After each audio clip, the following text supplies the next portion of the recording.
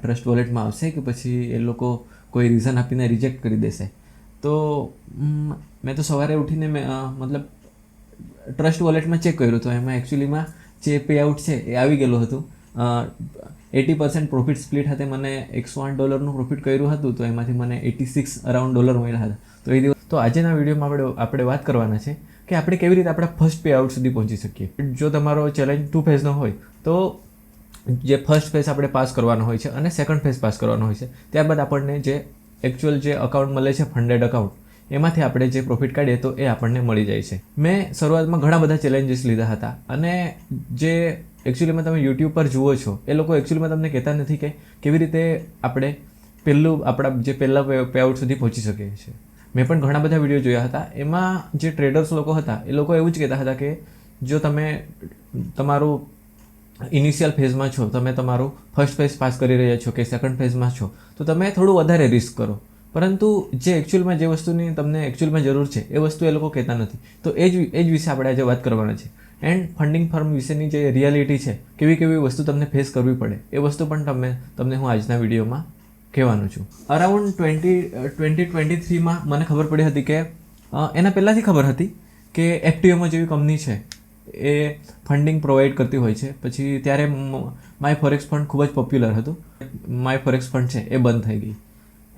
And ત્યારબાદ જે આપણું ઇન્ડિયા છે, ઇન્ડિયામાં મતલબ ફંડિંગ ફર્મ વિશે બહુ બધી કંપની આગળ આવવા લાગી. તો એમાં મેં જે પહેલો મારો ચેલેન્જ લીધો હતો, મારો પહેલો ચેલેન્જ લીધો હતો એ ફંડેડ નેક્સ્ટ એમાં લીધો હતો.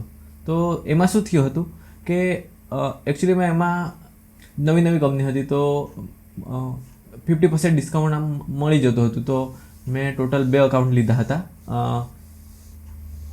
5K. તો અરાઉન્ડ જે પહેલું અકાઉન્ટ હતું એને મેં બહુ શાંતિથી ટ્રેડ કરતો હતો. તો મેં અરાઉન્ડ 3 મહિના જેવું રાખ્યું એન્ડ ત્યારબાદ બ્લોક કરી દીધું. અને ઘણી બધી મિસ્ટેક કરી હતી. પહેલેથી જ મેં તો બહુ કન્ઝર્વેટિવ રહીને ટ્રેડ કરતો હતો. તો મેં 0.5% જેવું રિસ્ક કરતો હતો. આપણને જે ટ્રેડિંગનું અકાઉન્ટ છે આપણું ફંડેડ ફર્મનું, એના પ્રત્યે આપણને થોડો ઇમોશનલી થોડો લગાવ પણ હોય છે. એટલે હું વધારે રિસ્ક નહીં કરતો હતો. એન્ડ બીજું શું કરતો હતો, એ જે મારી મેઇન મિસ્ટેક્સ હતી, એ મારી મિસ્ટેક્સ હતી કે મારો રિસ્ક ટુ રિવોર્ડ રેશિયો હતો એ થોડો અનરિયલિસ્ટિક રાખતો હતો. મોટા રિસ્ક ટુ રિવોર્ડ મતલબ મોટું risk two reward ratio capture કરવાની ટ્રાય કરતો હતો. તો એમાં જ મારા ઘણા બધા અકાઉન્ટ બ્લોક કર્યા. ટોટલ મેં ફંડેડ નેક્સ્ટના 4 જેટલા અકાઉન્ટ બ્લોક કર્યા 5Kના. એન્ડ ત્યારબાદ મેં શું કર્યું કે ત્યારબાદ થોડું ડિમોટિવેટિંગ જેવું લાગ્યું, એટલે થોડા સમય માટે ટ્રેડિંગ નહીં કરી. પછી 2023ના ડિસેમ્બરમાં મેં એક 5%નું અકાઉન્ટ લીધું હતું 5Kનું. એન્ડ એમાં ટ્રેડ કરીને કાઇન્ડ ઓફ મેં જુલાઈ સુધી મેં ટ્રેડ કર્યું 2024. એન્ડ તો પણ કંઈ બહુ રિઝલ્ટ જેવું નહીં મળ્યું. એન્ડ એ પણ મેં બ્લોક કરી દીધું. એટલે ટોટલ મેં 6 જેટલા અકાઉન્ટ બ્લોક કરી નાખ્યા હતા 24ના એન્ડ સુધીમાં. નવી ફર્મ આવી હતી, મતલબ પ્રમોશન બહુ ચાલતું હતું કે બ્રોકર બેક ફર્મ છે. તો એક અકાઉન્ટ મેં જાન્યુઆરી મહિનું પરચેસ કર્યું. એન્ડ ત્યારબાદ શું કર્યું કે મેં મારી જે મેં વસ્તુ જે છેલ્લા 5-6 અકાઉન્ટ બ્લોક કર્યા એમાં શું કરી એ મેં થોડી નોટિસ કરી. કારણ કે મેં શું કરતો હતો કે એક મેં એક્સેલ શીટ બનાવેલી હતી, એમાં મેં નોંધ્યા કરતો હતો કે મેં કેવા ટ્રેડ લેતો છે, કેટલા રિસ્ક ટુ રિવોર્ડ રેશિયો રાખતો છે. તો મને એ વસ્તુ જાણવા મળી કે જ્યારે હું રિસ્ક લઉં છું એન્ડ મારો જે રિસ્ક ટુ રિવોર્ડ રેશિયો છે એ ઘણો લાંબો રાખું છું, એટલે એકચ્યુઅલીમાં જે મારું છે ટ્રેડ એ પ્રોફિટમાં આવે છે, પરંતુ હું એ પ્રોફિટને બુક નથી કરતો. એન્ડ પછી એમાં મને લોસ થઈ જાય છે અને એ લોસ થવાને લીધે મારી સાયકોલોજી ખરાબ થાય છે. અને શું થતું હતું કે મેં એના લીધે ઓવર ટ્રેડિંગ કરતો હતો, પછી રિસ્ક પણ વધારતો હતો. તો આવી રીતે મેં મારા અકાઉન્ટ બ્લોક કરેલા. એન્ડ બીજું શું કે મારાથી ઓવર ટ્રેડિંગ શાના કારણે થતી હતી, તો મેં લંડન સેશનમાં પણ ટ્રેડ કરતો હતો અને ન્યુયોર્ક સેશનમાં પણ ટ્રેડ કરતો હતો.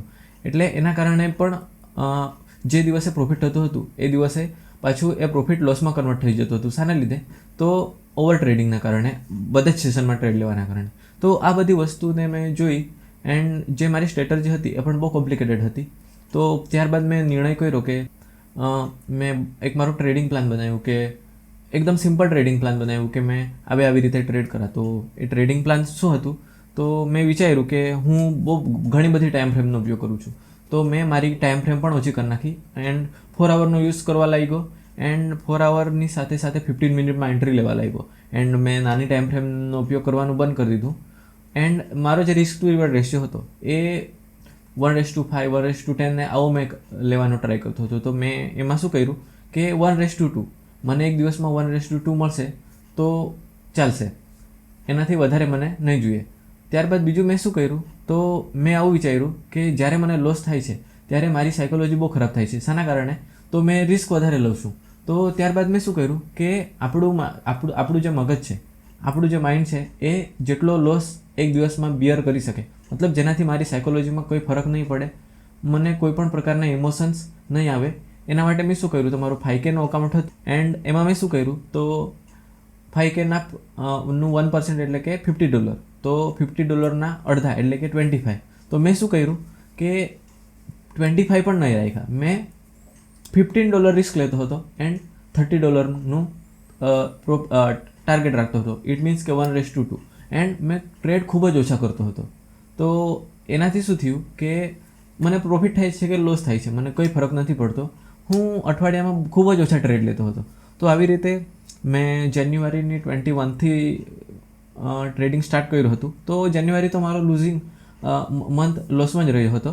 પણ પછી શું થયું કે જ્યારે મારી સાયકોલોજી પર ઇમ્પેક્ટ થવાનો બંધ થઈ ગયો અને મેં ટ્રેડ લેવાના ઓછા કરી દીધા, તો એના લીધે તમે માનશો નહીં કે જે ફેબ્રુઆરી છે, ફેબ્રુઆરીમાં મેં અરાઉન્ડ મારો જે પ્રોફિટ ટાર્ગેટ છે એના $500 આપણું પ્રોફિટ કરવાનું હોય છે. તો જે મારું 50% હતું એ ફેબ્રુઆરી એન્ડ માર્ચમાં જ થઈ ગયું હતું. તો ત્યારબાદ મને શું થયું કે આપણને પ્રોફિટ થાય છે, એના લીધે કેટલીક વાર આપણે ઓવર કોન્ફિડન્ટ થઈ જતા હોઈએ છીએ. એના કારણે મેં ત્યારબાદ થોડું રિસ્ક વધારવાનું ટ્રાય કર્યું. તો મેં પછી $25 રિસ્ક કરવા લાગ્યો. એન્ડ ત્યારે શું થતું હતું કે ત્યારે આપણી સાયકોલોજી પર ઇમ્પેક્ટ થતા હતા. તો એના કારણે મેં જે ફેબ્રુઆરી અને માર્ચ મારા સારા ગયા હતા, પણ ઓવર ટ્રેડિંગને લીધે એપ્રિલ ને મે આ બેમાં થોડા લૂઝિંગ મંથ ગયા હતા. શું કર્યું કે થોડાક દિવસ ટ્રેડિંગ કરવાનું બંધ કરી દીધું. એન્ડ પછી મેં મારી જે ભૂલો છે એને એનાલિસિસ કર્યું એન્ડ જોયું તો મારો જે પ્રોફિટ ટાર્ગેટ છે એ અચીવ થવાનો હતો. તો મેં વિચાર્યું કે જો મેં આવી જ રીતે ટ્રેડ કરું તો મેં એક લાઈવ અકાઉન્ટ હોય તો એમાં પણ મેં આવું પ્રોફિટ કરી શકું છું. પરંતુ ત્યારબાદ શું થયું કે બ્લુબેરી ફંડેડમાં ઇન્સ્ટન્ટ અકાઉન્ટ પણ મળવા લાગ્યા હતા. તો અરાઉન્ડ ઓગસ્ટમાં મેં મારું પહેલું ઇન્સ્ટન્ટ ફંડેડ અકાઉન્ટ લીધું હતું 5K નું. પણ એ થોડું મતલબ લાઇટ અકાઉન્ટ હતું. પાછળથી મને એના ડ્રોબેક ખબર પડી કે એમાં જે ડ્રો ડાઉન હોય છે, ટ્રેલિંગ હોય છે, મીન્સ કે તમે જેવું પ્રોફિટ કરો તેવું તમારો જે ડ્રો ડાઉન રેશિયો છે એ ઉપર જતો હોય છે.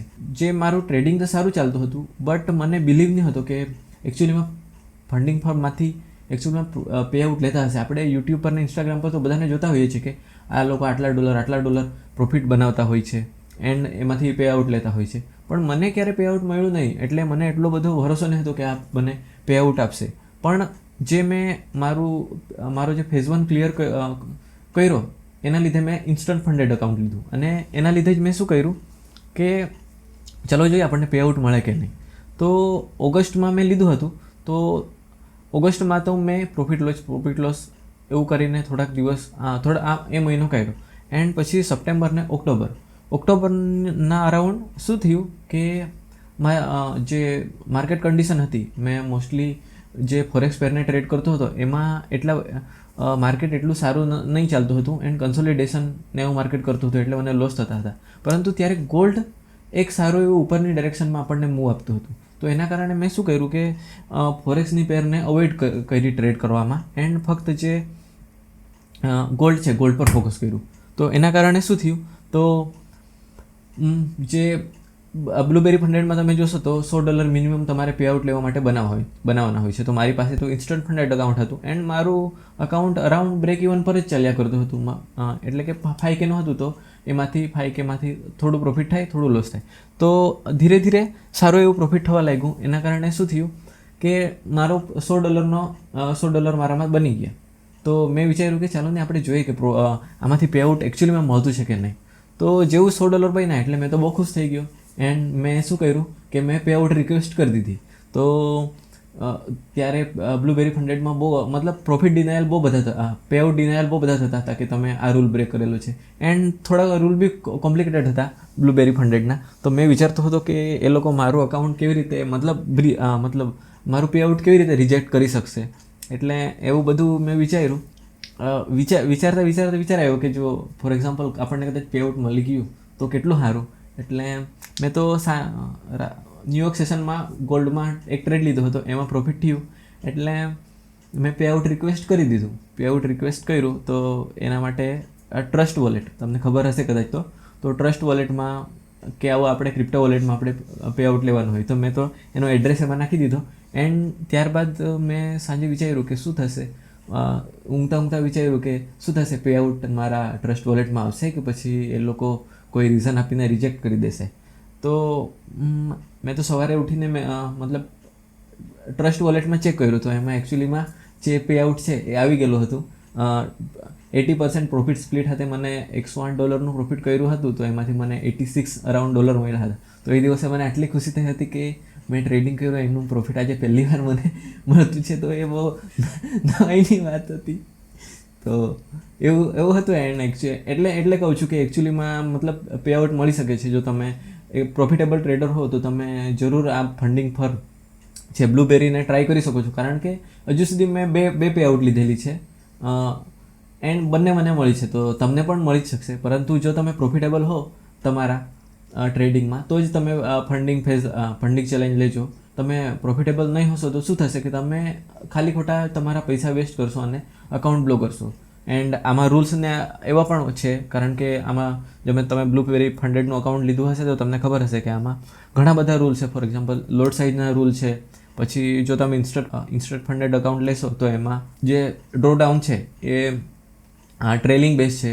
મતલબ કે જે તમે 2 સ્ટેપનું અકાઉન્ટ યુઝ કરો છો એમાં કેવું હોય છે કે તમારી પાસે $250 બફર હોય છે. મતલબમાં $250 તમે લોસ કરશો એક દિવસમાં તો તમારું અકાઉન્ટ બ્રીચ થશે. જ્યારે આમાં જો તમે એક દિવસમાં $100 પ્રોફિટ કર્યું તો તમારું જે ડ્રો ડાઉન છે એ ટ્રેલ થઈ જશે. મતલબ કે $100 તમે કર્યા, અકાઉન્ટમાં 5,000 એક પડેલા છે તો તમારું હવે જે ડ્રો ડાઉન છે એ ખસીને $100 પર જ આવી જશે. ઇટ મીન્સ કે તમે આમાં મોટો લોસ નહીં મતલબ વધારે ડ્રો ડાઉન નહીં લઈ શકો. મતલબ 2% ડ્રો ડાઉન તમને મળશે $100માં. સો એ વસ્તુનું ધ્યાન રાખવાનું હોય છે. મતલબ ટુ સ્ટેપ અકાઉન્ટ જ બેસ્ટ છે. એ જ તમે લઈને તેમાં ટ્રેડ કરશો. પણ એમાં કેવું કે તમે 2 ફેઝ પાસ કરશો તો તમને ફંડિંગ મતલબ અકાઉન્ટ મળશે અને એમાં પ્રોફિટ કરશો તો તમને મળશે. જ્યારે ઇન્સ્ટન્ટ ફંડેડ અકાઉન્ટમાં તમે જે પણ પ્રોફિટ કરો $100 ઉપર રહેવું જોઈએ એ તમને પ્રોફિટ મળી જશે. એન્ડ મેં એક પે આઉટ છે એ ક્રિપ્ટોમાં લીધું હતું, એટલે ડિરેક્ટ ટ્રસ્ટ વોલેટમાં. એન્ડ બીજું પે આઉટ હતું એ મારું રાઈસમાં મેં લીધું હતું અને મને બંને પે આઉટ મળી ગયા હતા. તો તમે પણ ચેલેન્જ લીધો હોય તો તમને પણ જરૂરથી પે આઉટ મળશે. જો તમારે ચેલેન્જ લેવા હોય તો હું ડિસ્ક્રિપ્શનમાં એની લિંક આપી દઈશ. એમાંથી તમે ચેલેન્જ લઈ શકશો. તમે પણ લાઈવ ટ્રેડ કરતા હોય તો લાઈવ કરો. જો તમારી પાસે ફંડ ન હોય તો તમે આ બ્લુબેરી ફંડેડનો ઉપયોગ કરી શકો છો. જરૂરી નથી કે આજ ફર્મનો તમારો ઉપયોગ કરવાનો છે. એના સિવાય પણ ઘણી ફર્મ છે જેમાં તમે મતલબ જેના દ્વારા તમે કરી શકો છો. અત્યારે તો કાલે જ મેં ન્યૂઝ જોઈ કે FTMO છે જે મોસ્ટ ટ્રસ્ટેડ, મતલબ 10 વર્ષ એમના કમ્પ્લીટ થઈ ગયેલા છે. એન્ડ ઇન્ડિયામાં પણ એ પોતાનો અત્યારે પહેલે બંધ થઈ ગયેલી હતી એન્ડ હવે પાછું એ લોકોની સર્વિસ ઇન્ડિયામાં ચાલુ કરવાના છે. તો તમે એના પણ અકાઉન્ટ ટ્રાય કરી શકો છો. બાકી બ્લુબેરી ફંડેડમાં તમે UPIની મદદથી પણ અકાઉન્ટ બાય કરી શકો છો. જ્યારે તમે પણ વિડ્રો લેવાનો આવશે ત્યારે તમારે પછી ટ્રસ્ટ વોલેટમાં ક્યાં તો રાઈસમાં લેવાનું હોય છે. તો મોટિવેશન મળ્યું હશે, કંઈ નવું શીખવા મળેલું હશે. જો તમને કોઈ ક્વેરી હોય તો તમે મને કોમેન્ટ બોક્સમાં જણાવી શકો છો. એન્ડ આપણી ચેનલ પર 100 સબસ્ક્રાઈબર અત્યારે કમ્પ્લીટ થઈ ગયેલા છે. તો તમે પણ નવા છો તો તમે અમારી ચેનલને સબસ્ક્રાઈબ કરજો. અમને થોડું વિડીયો બનાવવામાં મોટિવેશન મળશે. તો મળીએ બીજા વિડીયોમાં. Thank you.